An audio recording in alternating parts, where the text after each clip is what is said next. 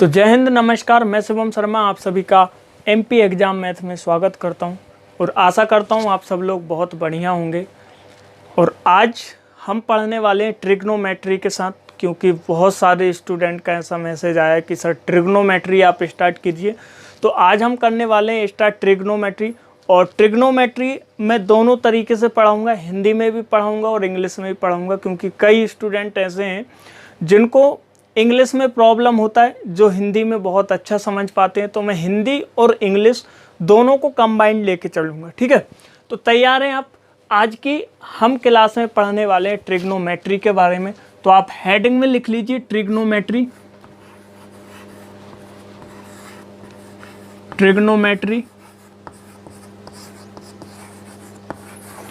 Trigonometry की यदि मैं बात करूं, ट्रिग्नोमेट्री को हिंदी में बोला जाता है त्रिकोणमिति। हिंदी वाले देख लें इस बात को, ट्रिग्नोमेट्री को हिंदी में बोला जाता है त्रिकोणमिति। ठीक, तो पहले आप ये समझो कि ट्रिग्नोमेट्री का मतलब क्या है। जैसे यदि मैं ट्रिग्नोमेट्री के कुछ भाग कर दूं, 3 भागों में यदि मैं इसको तोड़ दूं, तो पहला भाग जो होगा वो होगा ट्राई, TRI, ट्राई, जिसका मतलब क्या है? ट्राई का मतलब होता है 3, ठीक है। ट्राई का मतलब क्या होगा? 3।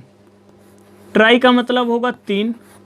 और यदि इसका मैं दूसरा जो भाग करूं तो उसका मतलब होगा गौन। गौन का मतलब होता है साइड। गौन का मतलब होता है साइड, या आप इसको बोल सकते हैं भुजाएं। हिंदी में इसको बोला जाता है भुजाएं, ठीक। और यदि तीसरे नंबर की मैं बात करूं तो तीसरा नंबर का मतलब होता है मेट्रोन। मेट्रोन, जिसका मतलब होता है किसी भी चीज को मेजर करना। मेजर का मतलब होता है किसी भी चीज को मापना, ठीक है। हिंदी वाले इस बात को समझ लें कि ट्रिग्नोमेट्री को हमने 3 भागों में बांट दिया। ट्रिग्नोमेट्री को हमने 3 भागों में बांटा। कौन कौन से 3 भाग हैं? एक है ट्राई, ट्राई का मतलब होता है 3। एक गौन, गौन का मतलब होता है बेसिक साइड, या जिसको हिंदी में बोला जाता है भुजाएं।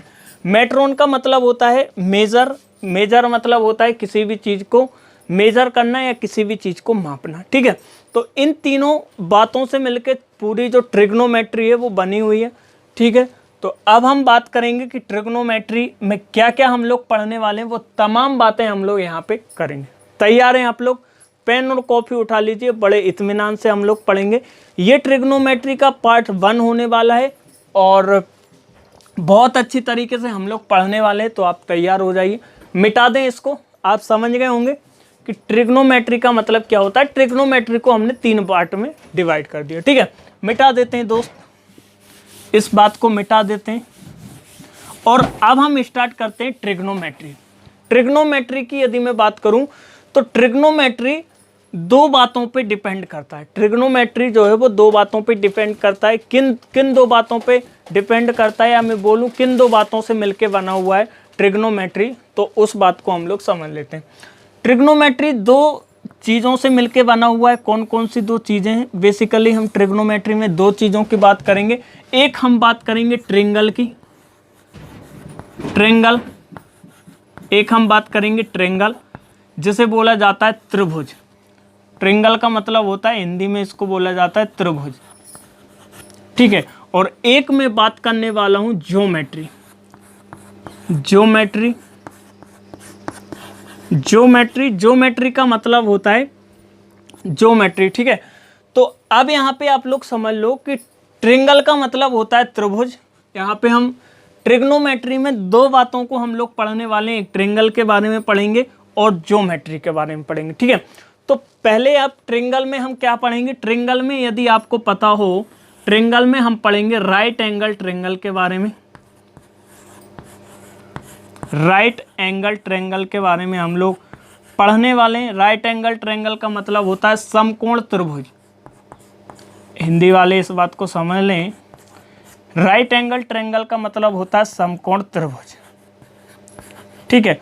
और उसके बाद ज्योमेट्री में हम पढ़ेंगे। ज्योमेट्री में हम क्या पढ़ेंगे? ज्योमेट्री में हमको पता होना चाहिए, और हम पढ़ेंगे ज्योमेट्री में क्वाड्रेंट्स के बारे में। क्वाड्रेंट्स के बारे में क्या होते हैं क्वाड्रेंट्स? इनको हिंदी में बोला जाता है चतुर्थांश। क्वाड्रेंट्स की यदि मैं बात करूं हिंदी में इनको बोला जाता है चतुर्थांश, ठीक है। तो ट्रिग्नोमेट्री में, ट्रिग्नोमेट्री दो चीज़ों से मिलके बनी हुई है, ट्रिंगल और ज्योमेट्री। ट्रिंगल में हम जो पढ़ने वाले हैं वो हम लोग पढ़ेंगे राइट एंगल ट्रिंगल के बारे में, और दूसरी बात जो हम पढ़ेंगे ज्योमेट्री, ज्योमेट्री में हम पढ़ेंगे किसके बारे में? क्वाड्रेंट्स के बारे में। ये छोटी छोटी बातें आपको मैं बता रहा हूँ, ठीक है। तो आप इसको नोट कर लीजिए, बड़े अच्छे नोट आपको बनाना है। ये एडवांस मैथ हमारा चल रहा है, आप बड़े अच्छे अच्छे नोट बनाइए, ठीक है। लिख लो, इसको लिख लो, मिटा दें, इसको मिटा देते हैं भाई। अब हम बात करेंगे राइट एंगल ट्रायंगल के बारे में, मिटा देते हैं इतने को। त्रिकोणमिति में हम बात करेंगे, पहला नंबर हम बात करेंगे ट्रायंगल के बारे में, और वो ट्रायंगल कौन सा होना चाहिए? जैसा कि मैंने आपको बताया, हम राइट एंगल ट्रायंगल के बारे में बात करेंगे, ठीक है। राइट एंगल ट्रायंगल के बारे में हम लोग बात करेंगे। तैयार हैं आप लोग? करते हैं स्टार्ट। तो ये एक मैं राइट एंगल ट्रायंगल बना लेता हूं। ये एक राइट एंगल ट्रायंगल है, ठीक है। ये एक राइट एंगल ट्रायंगल है, ठीक है। राइट एंगल ट्रायंगल है, और मेरी जो आंख है यहाँ पे मान के चलते हैं, यहाँ से मैं देख रहा हूँ, मेरी जो आंख है वो यहाँ पे है, ठीक है। यहाँ से मैं देख रहा हूँ, यहाँ पे थीटा कोण है, मान लेते हैं यहाँ पे कोण थीटा है। यहाँ से मैं देख रहा हूँ, तो यहाँ से जो सामने वाली जो लाइन होगी, ये वाली जो लाइन होगी, इसे बोला जाता है परपेंडिकुलर। इसे क्या बोला जाता है? परपेंडिकुलर। परपेंडिकुलर, ठीक है। इसे परपेंडिकुलर बोला जाता है। हिंदी में यदि मैं इसकी बात करूं तो इस लाइन को बोलेंगे हम लंब, ठीक है। यहाँ से यदि मैं देख रहा हूँ तो इसके जो सामने वाली लाइन होगी वो परपेंडिकुलर होगी, मतलब लंब होगी। और जहाँ पे मैं खड़ा हूँ, जहाँ से मैं देख रहा हूँ, मतलब इस लाइन की मैं बात कर रहा हूँ, तो इस लाइन को हम बोलेंगे बेस। इस लाइन को हम बोलेंगे बेस, जिसको हिंदी में बोला जाता है आधार। हिंदी में जिसको बोला जाता है आधार, ठीक है। बेस, जिसको हिंदी में बोला जाता है आधार। अब ये जो लाइन है, ये जो लाइन है, ये जो लाइन है, इसको हम बोलते हैं हाइपोटेनस। हाइपोटेनस,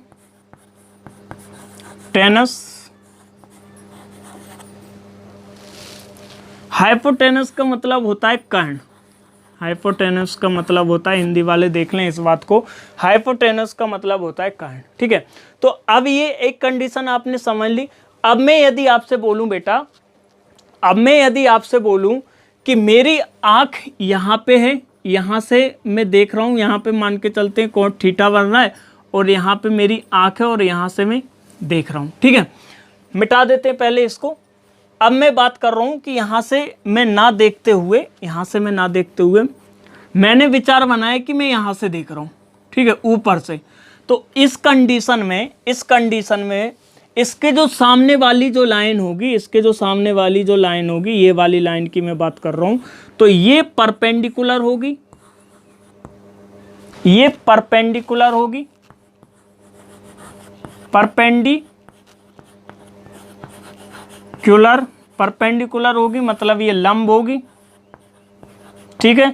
और जहां पे मैं खड़ा हूं, यहां पे इस पॉइंट की मैं बात कर रहा हूं, इस पॉइंट की समझ लो, इस पॉइंट की मैं बात कर रहा हूँ, जहाँ पे मैं खड़ा हूँ और जहाँ पे मैं देख रहा हूँ, तो ये जो लाइन है, ये जो लाइन है, ये लाइन कहलाएगी क्या? बेस, ठीक है। ये जो लाइन है वो क्या कहलाएगी? ये जो लाइन है वो कहलाएगी बेस। बेस का मतलब क्या होगा? आधार। बेस का मतलब होगा आधार।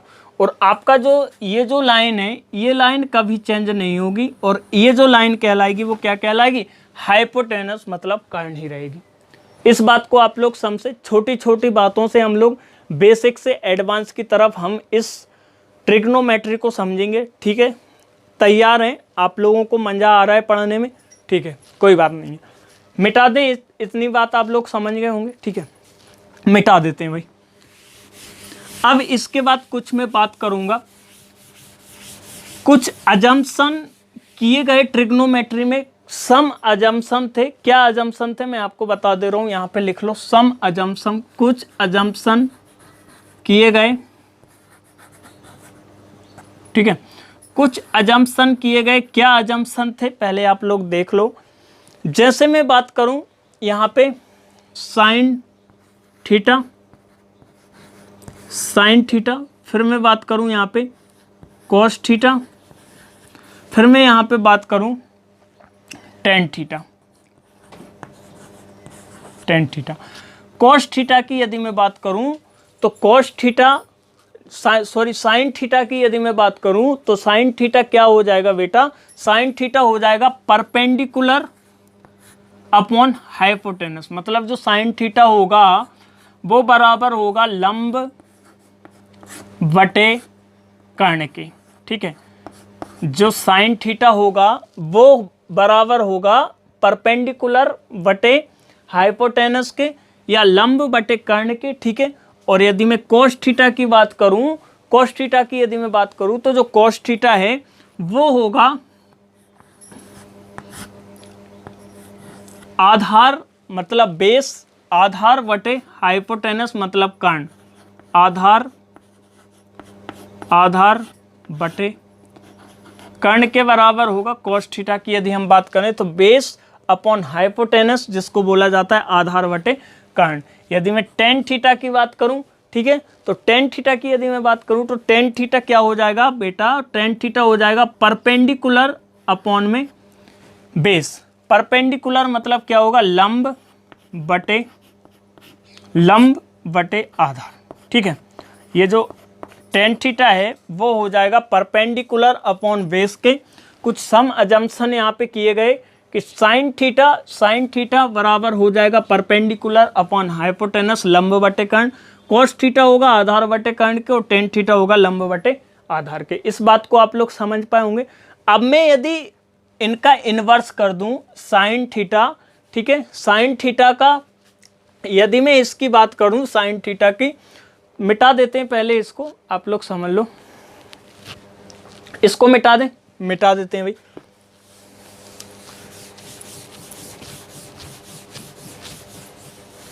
यहां पे यदि मैं बात करूं साइन थीटा, साइन थीटा बराबर क्या हो रहा था, लंब बटे कर्ण हो रहा था कि नहीं, लंब बटे कर्ण हो रहा था। यदि मैं कोस थीटा की बात करूं तो कोस थीटा बराबर क्या हो रहा था, साइन थीटा बराबर लंब बटे कर्ण हो रहा था, कोस थीटा बराबर हो रहा था आधार, आधार बटे कर्ण, ठीक है। लंब बटे कर्ण हो रहा था साइन थीटा, कोस थीटा की यदि हम बात करें तो आधार बटे कर्ण हो रहा था। यदि टेन थीटा की यदि हम बात करें तो जो टेन थीटा है, जो टेन थीटा है वो हो रहा था परपेंडिकुलर मतलब लंब बटे आधार के, बेस मतलब आधार, लंब बटे आधार के। यदि मैं टेन थीटा की बात करूं तो टेन थीटा हो रहा है कि किसके, लंब बटे आधार के, ठीक है। बी मतलब बेस। अब मैं आपसे क्या बोल रहा हूं, यदि मैं इनका इन्वर्स करूं, साइन का इन्वर्स क्या हो जाएगा, कोसेक, साइन का इन्वर्स क्या होगा बेटा, कोसेक थीटा होगा कि नहीं, साइन का इन्वर्स कोसेक होगा। कोस थीटा का इन्वर्स क्या हो जाएगा, कोस थीटा का इन्वर्स हो जाएगा सेक थीटा, सेक थीटा। और अब यदि मैं बात करूं कि टेन थीटा का जो इन्वर्स होगा वो टेन थीटा का इन्वर्स क्या हो जाएगा, कोट थीटा हो जाएगा, ठीक है। इस बात को आप लोग समझ पाए, हाँ या ना समझ पाए, ठीक है। कोसेक थीटा की मैं बात करूं तो कोसेक थीटा साइन थीटा का इन्वर्स है, तो इसको हम उल्टा कर देते हैं। यदि साइन थीटा लंब बटे कर्ण है तो कोसेक थीटा हो जाएगा कर्ण बटे लंब, कोसेक थीटा क्या हो जाएगा, कर्ण बटे लंब हो जाएगा कि नहीं, क्योंकि इसका इन्वर्स, इन्वर्स मतलब उल्टा हो जाएगा। यदि मैं बात करूं कोस थीटा, कोस थीटा बराबर हो रहा था आधार बटे कर्ण, कोस थीटा बराबर आधार बटे कर्ण हो रहा था, तो कोस थीटा का इन्वर्स क्या है, सेक थीटा, तो इसका हम कोस थीटा का उल्टा कर देते हैं तो क्या आ जाएगा, कर्ण बटे आधार हो जाएगा, ठीक है। सेक थीटा की यदि मैं बात करूं तो सेक थीटा हो जाएगा कर्ण बटे आधार। अब बात आती है कोट थीटा की। मुझे पता है कि कोट थीटा टेन थीटा का इन्वर्स होता है, ठीक है। कोट थीटा टेन थीटा का इन्वर्स होता है। तो यदि में टेन थीटा हमारा लंब बटे आधार है, लंब बटे आधार को उल्टा कर देंगे तो ये कोट थीटा बन जाएगा आधार बटे लंब। बन जाएगा कि नहीं भाई? बन जाएगा आधार बटे लंब, तो ये कोट थीटा हो जाएगा। तो इन तमाम बातों को हमने समझा, इन तमाम बातों को हमने जाना। आपको पता होगा कि जो साइन थीटा का इन्वर्स कोसेक होगा, कोस थीटा का इन्वर्स सेक होगा और टेन थीटा का इन्वर्स क्या होगा? कोट थीटा होगा। मज़ा आ रहा है पढ़ने में? ठीक है, मज़ा आएगा। आप तो मिटा दें इसको, आप नोट कर लो, फटाक से नोट कर लो, मिटा दें इसको, मिटा देते हैं दोस्त। अब आप सोच रहे होंगे कि सर इन बातों को क्यों बता रहे हैं, क्या इन बातों पे भी क्वेश्चन पूछा जाता है? तो बिल्कुल पूछा जाता है मेरे दोस्त, क्वेश्चन इन बातों पे भी पूछा गया है, बेसिक क्वेश्चन भी पूछे गए। क्या क्वेश्चन पूछे गए हैं उन तमाम बातों से हम लोग समझेंगे। तो आप क्वेश्चन नंबर, इस क्लास का क्वेश्चन नंबर 1 लगा लो बेटा। ठीक है, क्वेश्चन नंबर 1 आप लोग लगा लीजिए। क्या है क्वेश्चन नंबर 1? आप लोग लगा लीजिए। क्वेश्चन नंबर 1 है कि यदि 2 tan थीटा tan अल्फा लिख लीजिए, 2 tan अल्फा इक्वल 3 है। ठीक है, 2 tan अल्फा यदि 3 है तो आपको बताना है, फाइंड करना है आपको, फाइंड मतलब ज्ञात कीजिए कि साइन, आपको जो है वो ज्ञात करना है। क्या ज्ञात करना है? 2 sine alpha minus 2 sine alpha minus 2 cos alpha, 2 cos alpha. ठीक है, बटे 2 sine alpha plus 2 cos alpha. ठीक है, ये क्वेश्चन दिया है, क्वेश्चन ये आया हुआ क्वेश्चन है, वही क्वेश्चन मैं ले रहा हूँ। ठीक है, इस पे आज क्वेश्चन आया हुआ है बेसिक पे, इसलिए मैं बता रहा हूँ। क्वेश्चन क्या था? 2 tan अल्फा बराबर यदि 3 है, 2 tan अल्फा बराबर यदि 3 है तो आप ज्ञात कीजिए कि 2 sine alpha minus 2 cos alpha बटे 2 sine alpha plus 2 cos alpha. ठीक है, तो कर लेते हैं भाई साहब, समझो इस बात को आप लोग। मुझे पता है कि ये मुझे दिया है। ठीक है, 2 sine alpha minus 2 cos alpha बटे 2 sine alpha plus 2 cos alpha. यदि मैं इसमें से यदि मैं कॉस अल्फा से भाग दे दूं बेटा, या कॉस अल्फा को मैं बोलूं कि बाहर कर लूं, तो इसमें क्या क्या हो जाएगा आप लोग समझ जाइए। यहाँ पे ये हो जाएगा कॉस अल्फा बाहर निकल आएगा। ठीक है, क्या बचेगा अंदर की यदि मैं बात करूं तो 2 साइन अल्फा, क्या बचेगा अंदर बचेगा 2 साइन अल्फा। ठीक है, बटे कॉस अल्फा माइनस का जो बचेगा वो 2 बचेगा। ठीक है, बटे यहाँ से भी कॉस अल्फा यदि मैं कॉमन ले लूँ तो कॉस अल्फा क्या होगा, यहाँ पे मैं बात करूँ तो यहाँ पे हो जाएगा 2 साइन अल्फा बटे कॉस अल्फा और प्लस 2। ठीक है, प्लस का 2। तो अब यहाँ पे समझो कॉस अल्फा से कॉस अल्फा को मैं काट देता हूँ। ठीक है, कॉस अल्फा को कॉस अल्फा से मैं काट देता हूँ।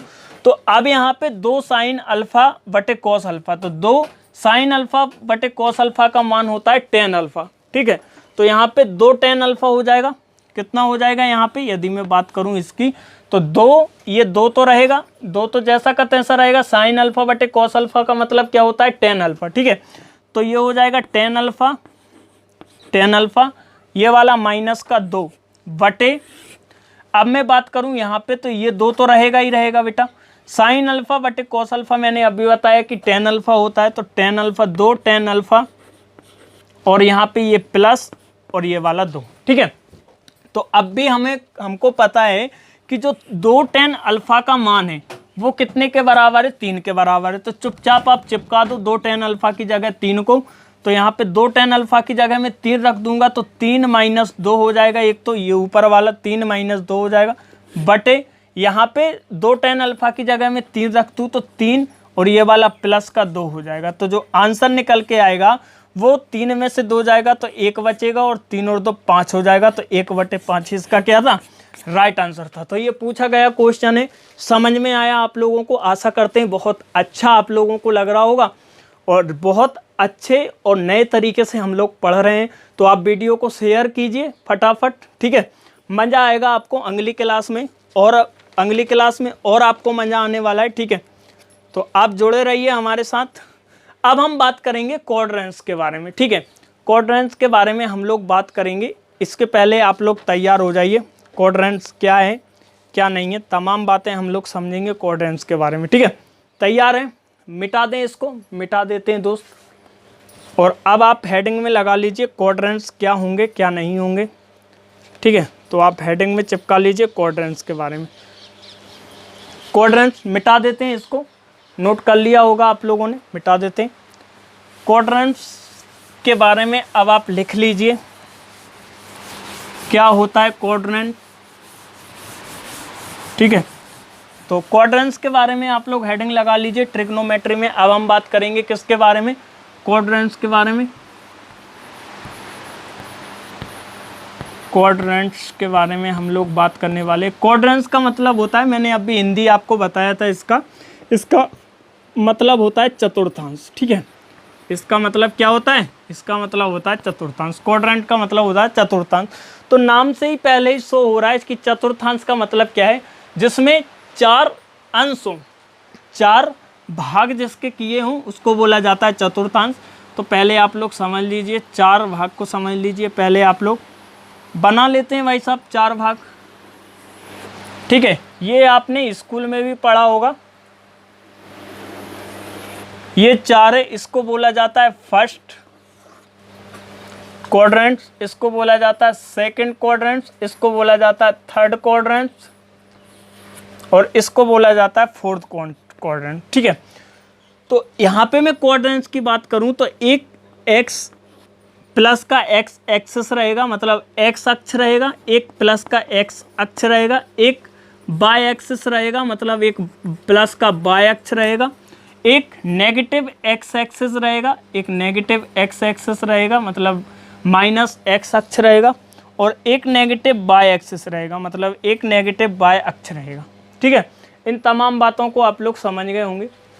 तो अब मैं आपको क्या बता रहा हूँ, अब मैं आपको बता रहा हूँ कि यदि इस लाइन पे कोई चल रहा है, इस लाइन पे यदि कोई चल रहा है तो यहाँ पे वो चल रहा है पॉजिटिव में। पॉजिटिव का मतलब क्या होगा, प्लस में चल रहा है, ठीक है। पॉजिटिव का मतलब क्या होगा, प्लस में चल रहा है। यदि वो इस लाइन पे चल रहा है तो इस लाइन का मतलब भी क्या है कि वो पॉजिटिव में चल रहा है, ठीक है।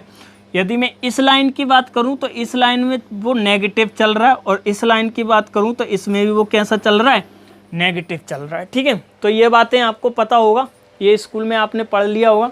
तो देख लेते हैं भाई साहब, ये 4 चतुर्थांश होते हैं, मतलब इनका मतलब होता है ये क्वाड्रेंट्स होते हैं, ठीक है। इन बात को आप लोग समझ गए अच्छे से, ठीक है। आशा करता हूँ इस बात को आप लोग समझ पाए होंगे। ये क्वाड्रेंट्स होते हैं, first quadrant, second quadrant, third quadrant और ये फोर्थ क्वाड्रेंट, ठीक है। तो अगली वीडियो जो हमारी होगी वो क्वाड्रेंट्स के बारे में हम लोग पढ़ेंगे। उसके बाद बेसिक हमारा कंप्लीट, बेसिक से हम लोग जो है वो एडवांस की तरफ जाएंगे। धीरे धीरे हमारा जो लेवल है वो बढ़ता जाएगा, ठीक है। तो आप लोग ऐसे ही चैनल के साथ जुड़े रहिए। यदि चैनल पे नए हैं दोस्त तो चैनल को सब्सक्राइब करें, वीडियो को ज़्यादा से ज़्यादा अपने दोस्तों के साथ शेयर करें, जिससे कि हमारी जो फैमिली है वो बढ़ती जाए, ठीक है, बड़ी हो जाए फैमिली। तो आप लोग तैयार रहिए, हमेशा मैं आपको पढ़ाने के लिए आता रहता हूँ, और आप वीडियो को ज़्यादा से ज़्यादा अपने दोस्तों के साथ शेयर कीजिए।